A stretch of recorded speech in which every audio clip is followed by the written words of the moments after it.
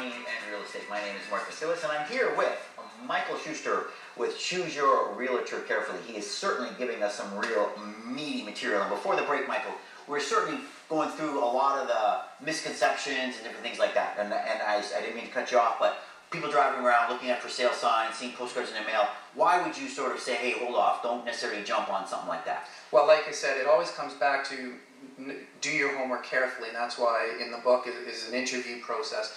I'm not saying that someone who has a lot of signs in the area is bad or good. The common misperception is, I hear this a lot, in a certain area, some agents will have a lot of signs on the lawn, sold signs for sale. Sure. So someone will say, well, you know what, he must be good because he sells a lot in the area. That, he may be good, but he also might not be good. He might underprice houses to sell quickly. That could be one strategy they do. Mm-hmm. You don't know how many of them expire and actually sell. There's a lot of unknowns there. Right. But here's what's most important. If you remember, I said I wrote the book so that you not only find who's going to do the best job, but also be the best fit for you. You could go into an area where one agent has sold 100 homes last year, and they might be good, and they might know that area very well. But you might also be able to bring in another realtor, like myself, yourself, or anybody else, who might have certain other skills that could be just as good, if not better, than that agent, but more importantly, a perfect fit for working with you and your style. Got it. So don't just go by who has the most signs or who has the most postcards, because it's not an automatic conclusion that they're the best. You know, Michael, the theme of what you're sort of focusing on is really having the public educate themselves on who they're hiring. It's like you start off with HR and human resource type things, which means you're hiring someone. You better become educated. Let's get into, now in your book, you've got 18 bonus questions. Yes. We're hopefully going to cover them all, but we're going to certainly focus in on a few here. Okay. But which will be a good reason for you to go to his website, buy the book, and get all this information. And so we're going to skip to probably the better ones, but here. And if you buy the book, we're going to donate money to Yellow Brick House. There you go, Yellow Brick House. Okay, so these would be called interview questions, correct? Yes, if you're going to call 1 or 2 or 3 or 4 realtors and sit them down, obviously at separate times, here's one secret that I can give you while you're writing. Ask the same 18 questions to everybody. Don't pick and choose. Sure. Because you need to look for consistency. That's right. You need to compare apples to apples. Okay, so the first one that I want to ask is, you want to ask, so if I got a realtor sitting across my kitchen table and saying, oh, I can sell your home and I can do this, you ask him, have you been actively working in real estate the entire time you've been licensed? Right. Why ask that question? Because real estate is a lot tougher than most people think. I don't know the exact percentage, but a very low percentage of the 39,000 actually make a full-time living that they can support a family on, especially in the first couple of years. So what some realtors have done is they went and got their license 10, 15, 20 years ago when the whole industry was different, and then they might have left to try something different, have a different career change, whatever have you, but not let their license lapse. Okay. So now they come back. Once again, that's even worse than going to a part-timer, because when was the last time, it's like going to Daryl Sittler and saying, when was the last time you laced up skates? Right. You want to know that he's out there every single day. Right. He understands the market currently. He knows exactly what's going on in your area, and et cetera. And that only professional will probably. Yeah. And there's no good or bad. If someone says, I've been in real estate full time, but I took a few months off maternity leave. You don't hold that against them. But if someone says, I was in the business for 20 years and I took 10 years off, but I missed it so much I came back. Well, now we have to dig deeper, peel the onion. What have you done in the last 10 years? And you've talked a lot about the part-time, and that sort of segues into that. Mm-hmm. So question number 2 then would be, if you're, for example, if you're selling, you want to know that this guy has probably sold other homes as well. So you want to say, how many sellers have you worked with, and or if you're a buyer, how many buyers have you worked with? Right. So you want to ask him the number of buyers and or sellers, right? He's worked with? Yeah, how many clients? There's 2 questions actually. I think I break it into A and B. How many have you worked with? But I also want to know, how many are you currently working with? Good point. Okay. Yeah, good point. And more importantly, I think the second part, because what you don't want, if somebody's only working with one client, chances are they're not, no disrespect, they're probably not busy enough, or they're new, or there's something, and I'm not saying they shouldn't deserve a start, but we have, when realtors come into our office, we have a mentorship program. We don't just throw them into a house to sell someone's single largest asset without an experienced realtor helping them. Sure. So what you want to make sure is, if someone only has one listing or no listing, why? Now the opposite shouldn't be an obvious good answer. If someone says, oh, I have 14 listings on the go or 40 listings on the go. Sure. My next question is going to be, how do I know that I'm going to get your full attention? Good. I would ask that as well. What if you get 5 offers in one night? Which one are you going to pick? The one that you get the most commission or whatnot? And again, it's tricky because there's no right or wrong answer. I do offer suggestions on what are good and bad answers, but these are all things you have to be careful of. So now if you interview 2, 3, 4 realtors, then you have different answers to that Would you question. recommend that? How many people should you interview? How many realtors should you interview? Like, what's your recommendation?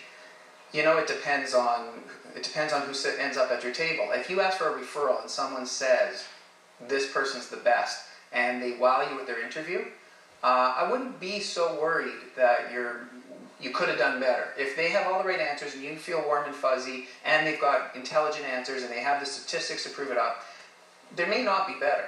But if you just have this feeling like these were typical answers and it was okay, but I'm not warm and fuzzy, here's the other thing. Don't panic and say, well, we want to listen 2 weeks, so we just can't find anybody, so we'll just go with number 3. Some people do it with one meeting. Some people do it with 2, sometimes 3. I mean, if you're going beyond 3, you're just going to confuse yourself. Yeah, you're going to confuse yourself. Okay. So next question is: am I locked into into any kind of contracts? And what if I'm not happy with your service? So that's a question you want to ask. Yes. Time of contract and locked-in contracts. Right. Okay. 2 reasons for asking that. Number 1, I am not suggesting that anybody is dishonest. I think it's more importantly that people are focused on other variables. When a homeowner hires an agent to sell their house, on page 1 of the contract, there's usually, here's the 2 things that they care the most about. How much are we going to list the house for? Okay. Which is also not what we're going to sell the house for, but they want to know what they're going to list the house for. And the commission is by far, unfortunately, the most popular question.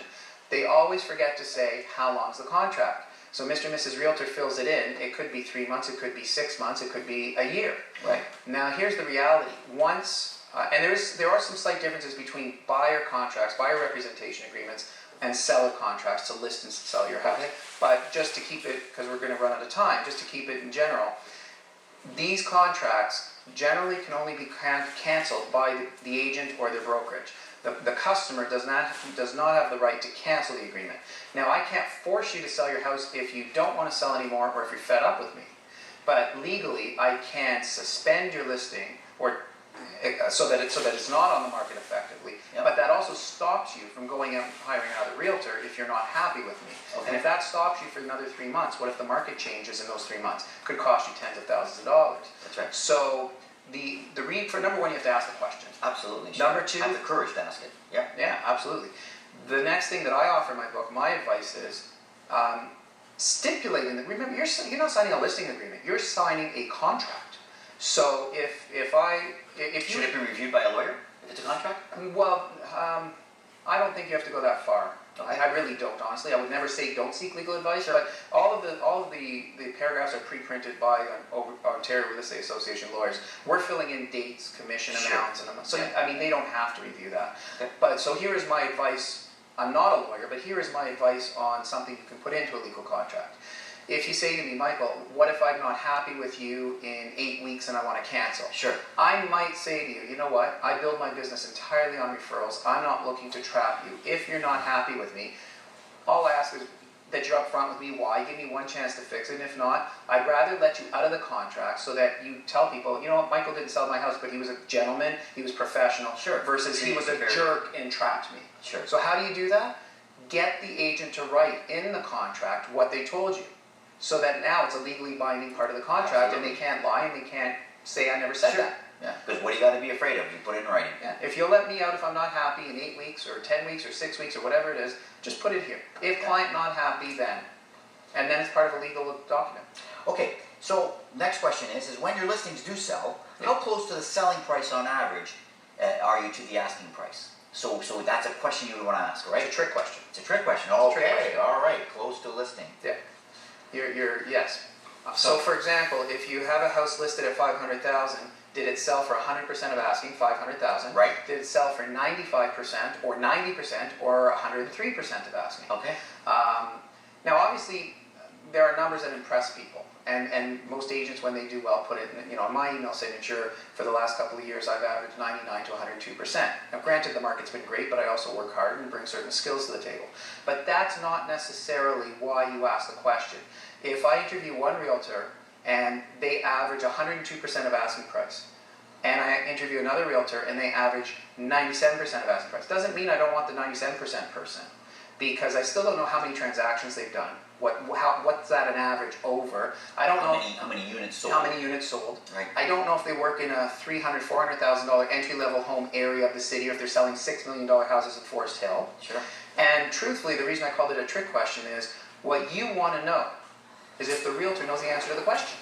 Good. Plain and simple, because if the realtor says, well, I don't know, something around. Yeah. If a realtor doesn't know his own stats, his or her own stats, and doesn't have that, then they don't pay attention to detail and they don't pay attention to numbers. And is that a reflection of their professionalism and or their negotiating skill?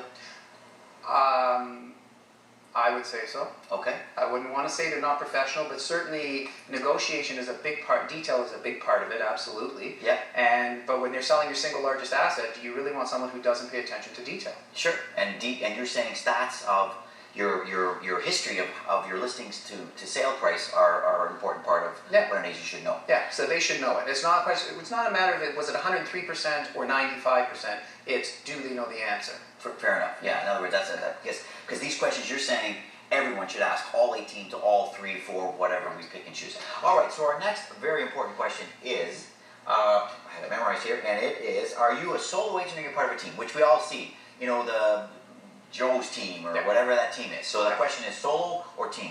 Why is that an important question to ask? Huge question to ask, because every realtor aspires to make more money, be more successful, and then have a team. And for some reason, the misperception in the public is, well, if this person is a solo agent and this person has a team with eight agents working for them, this person must be more successful, must be bigger, must be better.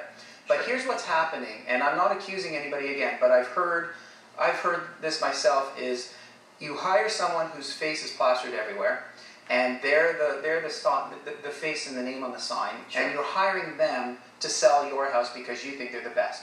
And they will actually put on the suit and tie, come in, do the interview, sell you, get you to sign the contract. Got it. And then the next day, they hand you off to a realtor on their team, but you don't know if that realtor is qualified or just got their license yesterday.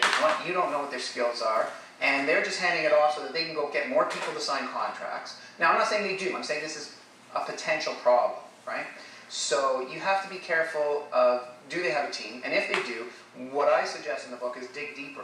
How do you leverage your team? How many buyer's agents, how many seller's agents, how do you allocate? Here's what I care about, honestly, aside from everything else I just said. When I need something and I phone, whose number am I dialing and who's calling me back? Because if it's not you, I'll go hire someone else. Right? And so when I build my team, I do it differently.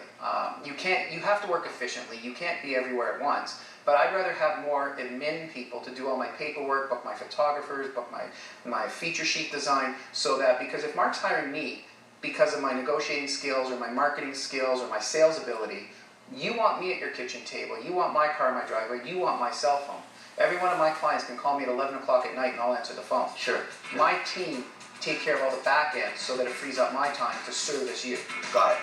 The book is Choose Your Realtor Carefully.